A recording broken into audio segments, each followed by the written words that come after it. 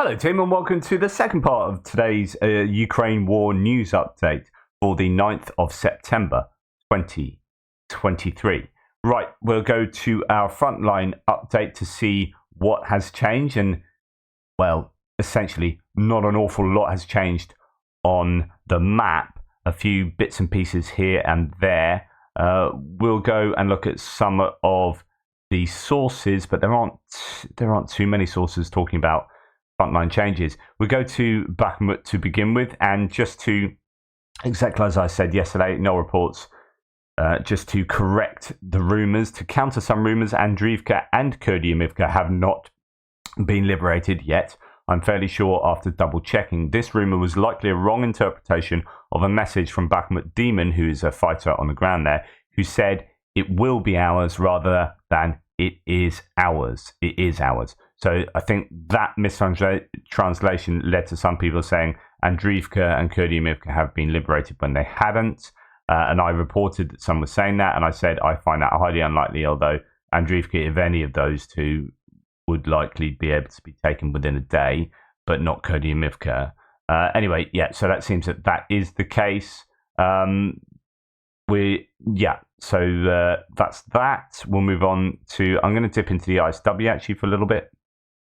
Yeah, so the ISW talks about how in the Kupiansk sector, the Russians are bringing, so let's bring that up on my map. That's the, sorry, I've gone to Bakhmut a bit early there. Kupiansk to Svatova to Kremina sector, that the Russians are bringing in fresh troops there, newly formed brigades, I believe, and that's exactly what I've been reporting over the last week. So ISW talking about that. In Bakhmut, no confirmed gains for the Ukrainians, but fighting is intense from Ozyaryanivka up to Klishchivka. So that whole area, there's an awful lot going on there as per normal. And then when we come down to Avdiivka, we have a bit of a rejig from Suryat Mats, pro-Russian mapper here, saying that actually a little bit around Opitny is in the Russian hands control and not under Ukrainian control.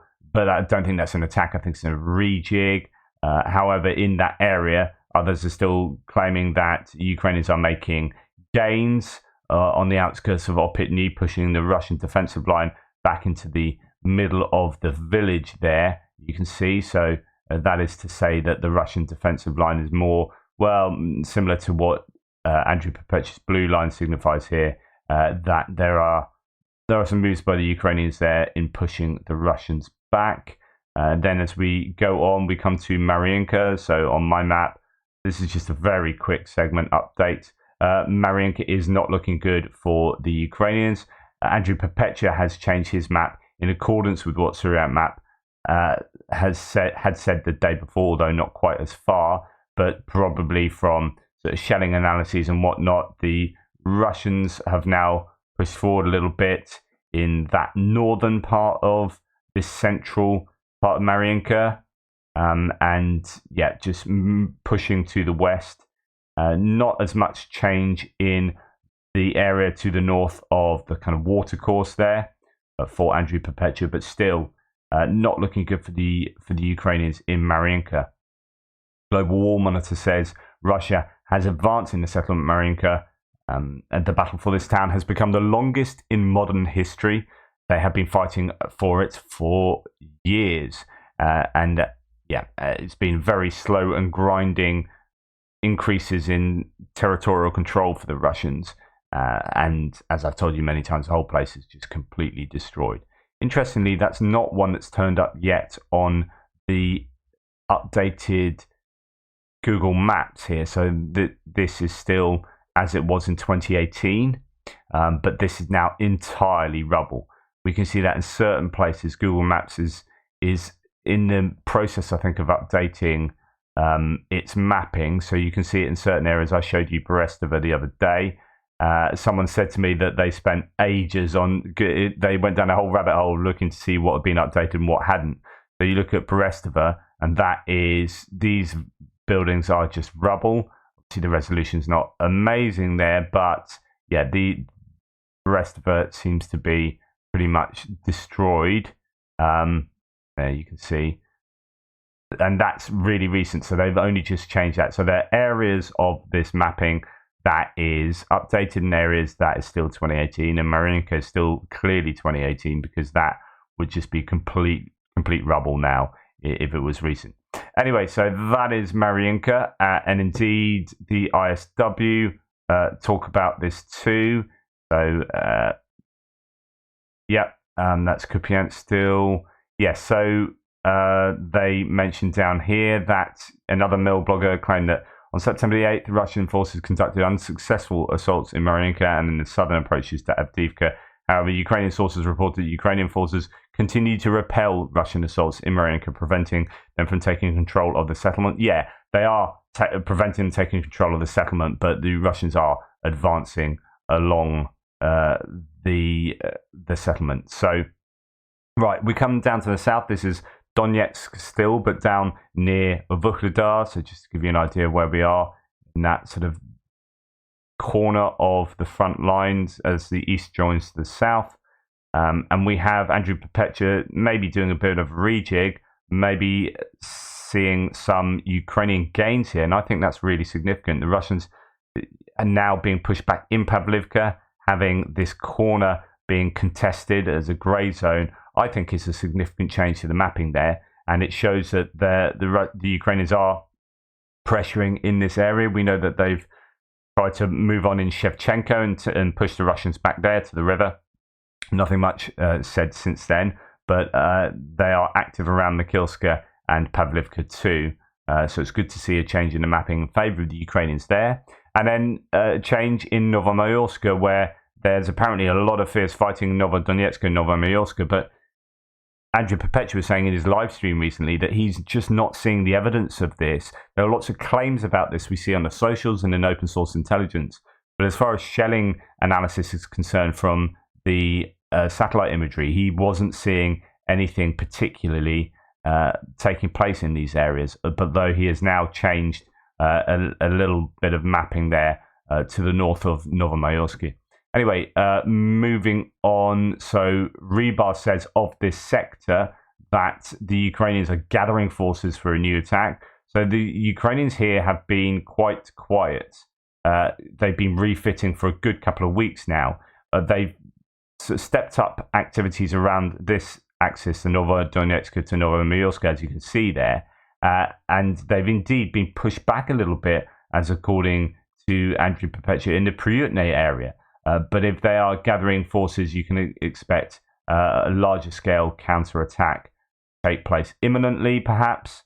And that seems to be what Rebar is going for there. Ukrainian formations continue to push on Novodonetsk, attacking from several directions. This morning, they attacked positions of the Russian 37th Motor Rifle Brigade using 2 BMPs with infantry. During fighting at Novodonetsk, Russian fighters first killed several Ukrainians and disrupted the evacuation, hitting an armoured vehicle from a tank. A few hours later, the enemy tried for a third time to cross the Shaitanka River, but artillery forced them to abort their plans. Near Uruzhaini, Russian forces are striking fortifications in forest belts that were home to units of the 37th and 38th Ukrainian Marine Brigades. Near Novomayorsk, multiple launch rocket systems were used on the enemy. Ukrainian formations lost over 30 men. This is obviously pro-Russian source, so take it with a pinch of salt. But we have seen, as you saw in the beginning, in my first video today, we saw that MRAP get taken out and in an attack on a trench in this area. The enemy has slowed in gathering forces, has not slowed, in gathering forces. For example, the Ukrainians remanned 4 assault groups of the 35th Brigade, totaling 40 men. They're also finishing restoring the combat ability of other units to attack towards Staromanivka.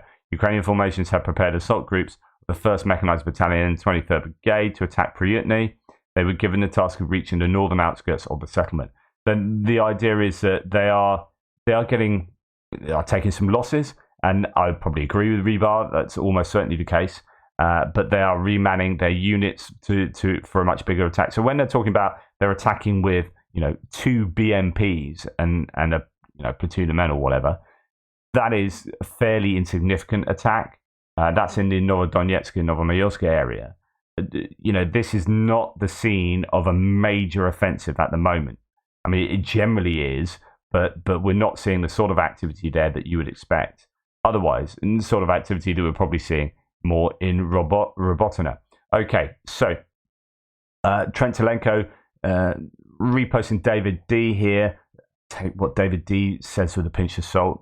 Not everyone thinks he's the most reliable, but Russia is moving everything they can to try and just hold ground. But this is going to just bring more troops into the range of the Ukrainian artillery. Now, he is kind of saying that there are kind of reports that Russia have basically thrown everything into defending here, which we kind of spoke about over the last week anyway. And this is kind of do or die really for both sides. So the Ukrainians have got their best troops here, their crack assault units, and the Russians have got their best troops here, like the VDV to elite troops to defend here. And it's the heaviest defended area in terms of fortifications. And so it's really all about this now. And the question I keep asking is that, well, if the Ukrainians prevail here and push through some of these defensive lines, what have the Russians got left? And many are claiming actually that they don't really have a lot left behind those lines. And so that's why it's so crucial. And I guess, again, we'll have to see. Right, moving on to a few other claims here to do with the Kakhovka Valley by the dam, and I guess the Zaporizhia reservoir that I was talking about in my extra yesterday. The enemy seems to be expressing concern over potential action by the armed forces of Ukraine in the area of the former Kakhovka reservoir. Quote, the Dnipro River could likely freeze to a degree where vehicles could traverse it. So that would be in the wintertime, I presume they're talking about there. So let's have a look at this. Satellite images of the Dnipro River areas downstream in Dnipro hydroelectric station. The first two frames show the Kakhovka reservoir, specifically the section between the area under control of the Enerhodar, Zaporizhia Oblast, and the Ukrainian Nikopol district in Dnipropetrovsk Oblast. As autumn approaches, there is a likelihood of increased combat activity along the Dnieper River's contact zones. Even if one were to imagine that Ukraine had hoped for a faster drying of the Dnieper River, miscalculations may occur when frost sets in. The Dnieper River, which is currently narrow and slow flowing, could likely freeze to a degree where vehicles could traverse it.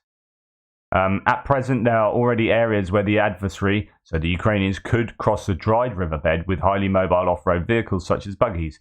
By a curious coincidence, this is precisely the case in the Tavria direction, now referred to by the adversary as the Kherson front, which such means of transportation are much more mobile and versatile compared to tracked or heavy-wheeled vehicles. They're also less thermally contrasting for surveillance equipment and quieter, making them ideal for conducting raids with small reconnaissance and sabotage groups. This is kind of predicting that the Ukrainians might well use this both now and going into winter as an area to attack.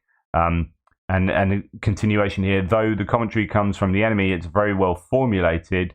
They have not allocated a sufficient amount of personnel to hold the 160-mile line spanning across Kakhovka to the Black Sea. They have failed to prepare for the case of an offensive through this region. So this Russian source then continues, another danger for our forces in this sector is not just an insufficient personnel complement, but the need for a numerical increase in the overall strength. And that goes back to what we were just talking about. Well, if they're throwing everything at Robotyne and the Zaporizhia front line, then what ability do they have to throw troops into here? Well, they're throwing a lot of, goes back to what I was saying earlier, they are throwing new troops, newly created brigades into the Kupiansk front. Is that a good use of those troops? Should they be brought down to Kherson?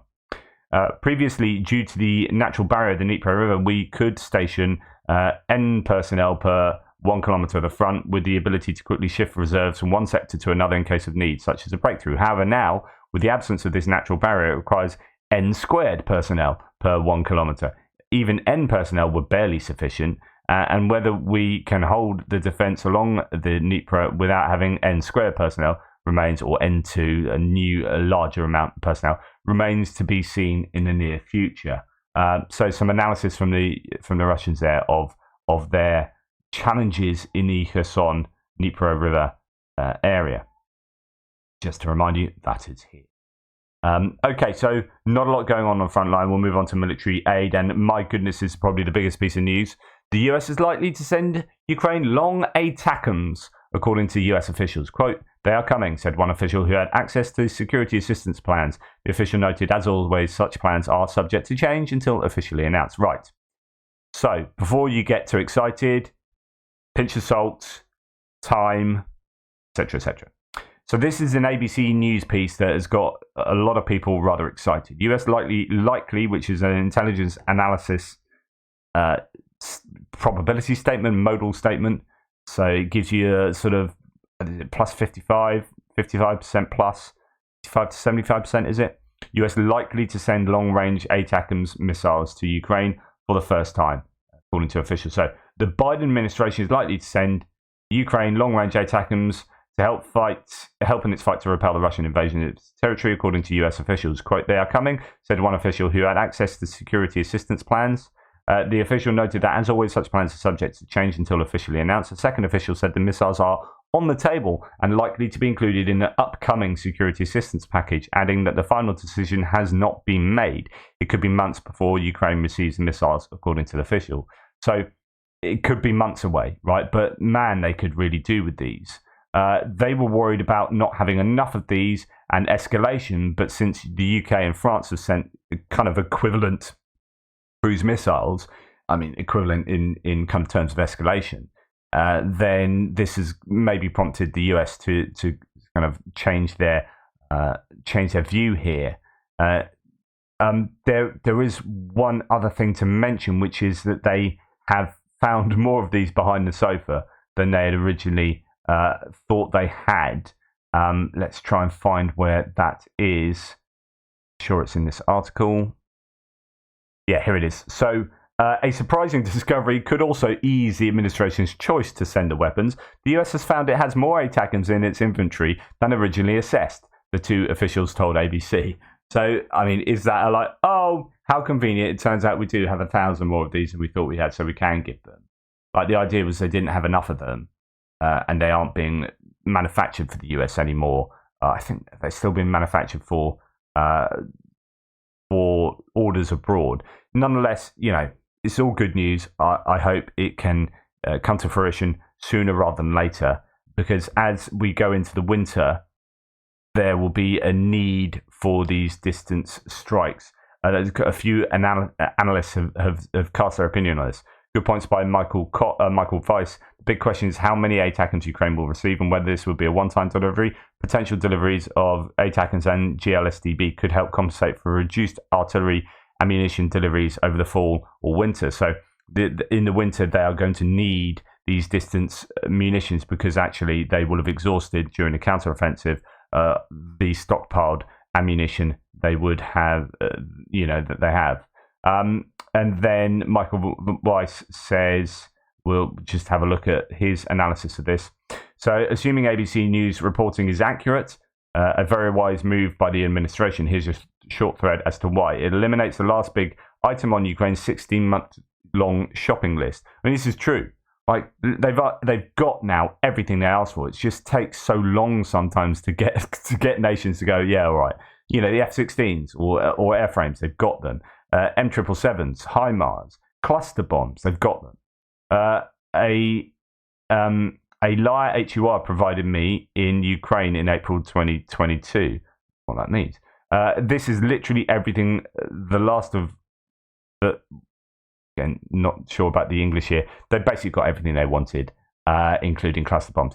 It also calls Russia's bluff about retaliation, now rendered especially ridiculous in light of successive Ukrainian strikes against strategic Russian targets, including a nuclear bomber well within Russian territory, all of which led to World War III, which led not to World War III. So the whole idea about escalation and red lines is nonsense, because every red line that's been crossed has resulted in no escalation, because the only escalation the Russians have is, well, you could talk about chemical weapons, but it's really nuclear warheads, and they're not going to do that.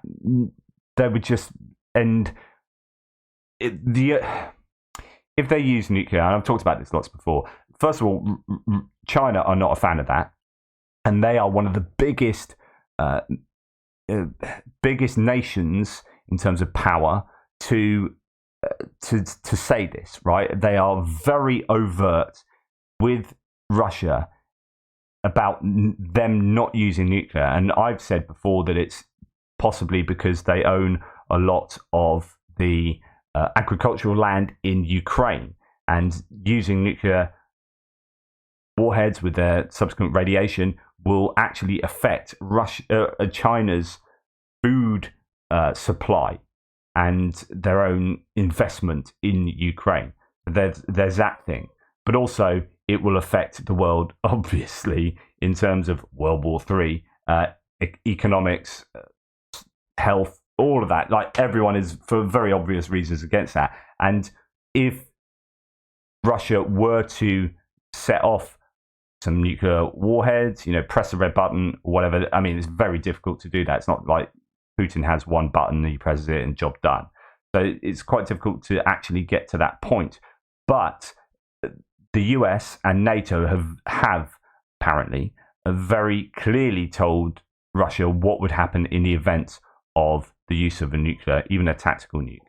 So Russia know the consequences, and they're not going to do it because, as far as I understand it, the consequences will be initially a conventional war. So it's not like NATO would go, right, we'll hit you with loads of nuclear, but if you use a tactical nuke, we'll just destroy your Black Sea fleet like that, or we'll destroy your Arctic fleet, or whatever. So they would be able to do that. NATO would be able to take out, I mean, Russia, 50% of the Russian army has been destroyed in this war. So, NATO would be able to overcome Russian conventional forces relatively easily. And Russia know this, right? So they are not going to escalate this to nuclear level. Just not going to happen. So give them ATACMS. You might as well. He continues, it puts Russian logistics in Ukraine at greater risk and further allows Kyiv to target mobile Russian air defense. The ATACMS is a particularly useful munition against time-sensitive targets. This is a really important point, by the way. An S-300 crew can displace in 15 to 30 minutes. So in other words, they can fire off their air defense, they can pack up shop, and they can be out there between 15 and 30 minutes. So that's too quick for Storm Shadows or Scalps to be, get them up in the air, fire them off, and get them to that target. But it's not too quick for ATACMS. Finally, it creates much needed redundancy for Ukraine's deep strike capability. The 7th Tactical Aviation Brigade is based in Starokonstantinov Air Base in the Khmelnytsky Oblast. This is the brigade that operates the Su-24 bombers that fire the Storm Shadows. Russia has hit that base before, several times. Should it take out some or all of the bombers on the tarmac, Ukraine will lose its valuable CM launch platforms, the cruise missile launch platforms. The US cannot send more Su-24M. It can, however, send more HIMARS and M270s, which fire ATACMS. That's a massively important point at the end there. The Ukrainians, I'm sure, are on the very limits of what they can do with cruise missiles in terms of the number of cruise missiles and the number of airframes that can fire those cruise missiles that they have left. I talked about that the other day. It's just so it's really important that they are given something like ATACMS to either complement that or effectively replace those cruise missiles being used. Anyway, to go on, but stay with the US in military aid, US prolongs Abrams tank training for Ukrainian soldiers. At Ukraine's request, the Pentagon prolonged the training of Ukrainian soldiers on Abrams tanks. The Voice of America reported on September the 8th, citing US Army Europe and Africa Command's spokesperson Martin O'Donnell. Almost 200 Ukrainian military personnel will continue to improve their skills in operating and maintaining the vehicles for a few more weeks until the promised batch of 31 Abrams M1A1 is refitted and ready to be delivered. Okay, Lithuania has provided Ukraine with 1.5 million rounds of ammunition. This was reported by the press service of the Lithuanian Ministry of Defense. NASAMS missile systems, logistical equipment, and other support will soon be transferred to Ukraine. So not just that. That's really good. Excellent, Lithuania. The first 10 Leopard 1 tanks promised by Denmark, Germany, and the Netherlands have arrived in Ukraine. This is massive news. These are the first tanks from the batch of 100 Leopard 1 tanks promised in February 2023. Previously, Ukraine received 71 Leopard 2 tanks. So this is going back to older tanks that have been refitted to, I presume, have better fire control systems and thermal optics, so on and so forth, so that they are really good complements to the maneuvers, the combined arms maneuvers that Ukrainians are doing in the south, particularly. Now, some people might say, well, these aren't a match for maybe a T-90M, and it depends about when you've got fire control system. If you can upgrade a fire control system so that you can see the enemy before they can see you, then you've got the advantage, right? And you can be in a Leopard 1, a T-90, or an Abrams, right? The thing is with the Abrams is they are going to see you first, and with the range of the gun as well, that's going to help. But it's very rare that you get tank-on-tank firing. So the Leopard 1s aren't really going to be coming up against the T-90, or at least if they do, it will be a rare occurrence. This is going to be in support of Ukrainians' infantry assaulting positions. So they'll be used differently. And I think these are going to be really super useful additions to the Ukrainian army. So Denmark hands over the first 10 Leopard 105 tanks to Ukraine, more on the way. That was stated by the commander of the Danish army. In February, Denmark, Germany and the Netherlands announced that they would provide them with 100 of these. Now, there's a really good Danish video that is well worth watching. Go to, it's called Force Ferret. You can see it on Twitter as well. Someone's uploaded it to Twitter too. And it has English subtitles. And it's a really good insight into the Danish training of the Ukrainian soldiers. It's a really good video. And thanks for whoever sent that to me on Twitter. Really appreciate that. Yeah, well worth watching. I would love to show that to you, but it's just a lot of subtitles. And yeah, just a really good insight into training there. Right, moving on to geopolitical topics now. Estonia. So this is the Prime Minister who's been in a bit of trouble because her husband had some dealings with his company with Russia, and Estonia is staunchly anti-Russia, and so they were calling on him to divest himself of that and her to resign. And instead of resigning, I wonder whether she's taken that and used it in order to seem really strong on her husband's dealings with Russia. She's going stronger against Russia. So actually, this has ended up being good for Ukraine. The Estonian Prime Minister has proposed to impose a trade embargo against Russia. The countries bordering Russia should introduce a unified trade embargo. Estonian Prime Minister Kaja Kallas said on Friday, this is primarily Poland, Lithuania, Latvia and Finland. Emphasized Kallas, through the borders of these countries, sanctioned goods can get to Russia. This has been Estonia's position since the beginning of the war. Kallas believes that such a solution does not require pan-European agreement. As we have done with visas, we can do the same with goods. The Prime Minister was quoted as saying, so, okay, not a change there. But then Estonia plans to be the first in the EU to legalise the confiscation of Russian sanctioned assets. The country's foreign minister, Margus Sakna, has said. The funds are planned to be used for the purposes of Ukraine's reconstruction. The Estonian government plans to approve the relevant draft law within 2 weeks and submit it to Parliament for ratification. So Estonia, I think, are just being stronger at the moment, and I'm sure it's going to be, not that they weren't strong anyway, they're super supporters of Ukraine, but I think those problems have maybe made her come out, even more rhetorically prickly with Russia. Okay.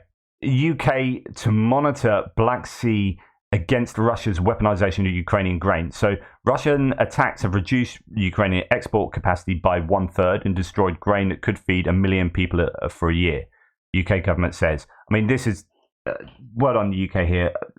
It absolutely infuriates me that the rest of the world isn't going nuts at Russia for doing this. Absolutely nuts at Russia. They should be, like China, it should be hammering Russia in terms of what's going on with the food. I mean, this is just the bombing of Reni and Izmail ports and Odessa. It is a direct assault on the health of the globe. It's as simple as that. If you are burning grain destined for Africa or destined for China, then that's a problem. And it's not a good move. But yet, there seems to be this uncomfortable silence from the rest of the world. Yeah, they all might be, oh, that's terrible, that's terrible. Yeah, what are you going to do about it? Now, rhetoric only gets you so far. UK government says it promises to step up surveillance of the Black Sea. So the RAF are going to be I understand surveilling the Black Sea to help against further attacks on those ports and that infrastructure. As well as that, Romania and USA will conduct exercises with Ukraine in the Black Sea and the Danube Delta. The press service of the Romanian Navy says seems to be highly controversial. Military personnel from Bulgaria, France, Great Britain, and Turkey will also take part in the exercises. I'd like to see the details of that because that is, as someone says, pretty gutsy. Right. HSBC, one of the largest banks in Europe, that's Hong Kong Shanghai Banking Corporation. I used to have a Midland bank account and I had my geometry set. And I got a Midland bank account at the age of like 3 or whatever. And that was taken over by HSBC. I'm sure I've still got in a loft somewhere the dictionary, the Midland Bank dictionary with that. Anyway, Reuters reports this with reference to an HSBC representative. So one of the largest banks in Europe will stop commercial payments to business clients in Russia and Belarus. I mean, that's massive. That is massive. The business customers have been informed that the bank no longer intends to process payments. I think that is a huge bit of news, and that should have some pretty large-scale ramifications in the financial sector for Russia. Okay, Bloomberg says India is exploring possible responses to a potential Chinese invasion of Taiwan. This is really, really important. About 6 weeks ago, India's defense chief, General Anil Chauhan, commissioned a study to examine the consequences of a war over the island, which would also involve the US.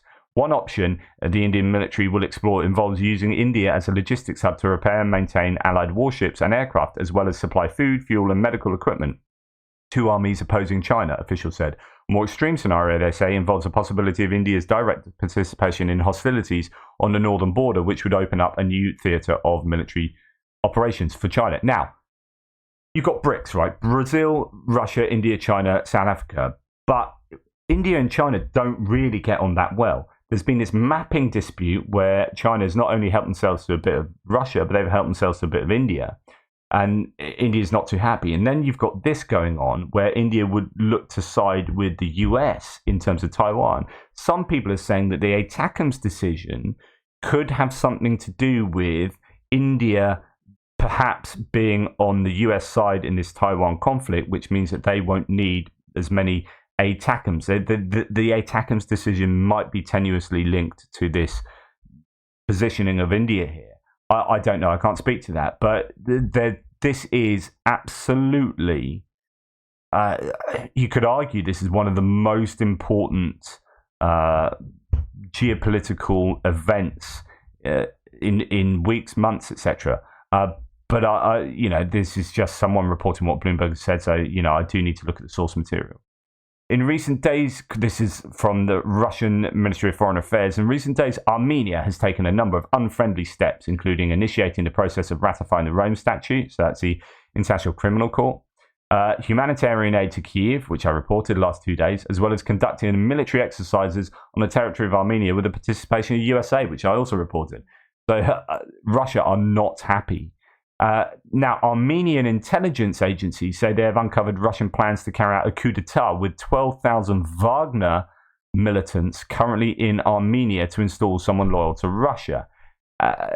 Now, again, don't know about the truth of these.